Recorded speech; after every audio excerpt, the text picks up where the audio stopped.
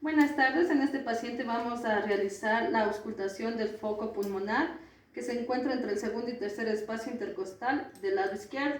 Entonces lo que vamos a localizar es el esternón y más abajo del corazón topamos las costillas, nos colocamos el fonendoscopio y vamos a escuchar.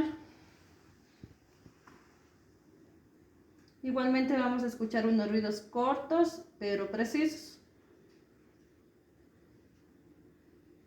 Ya, listo.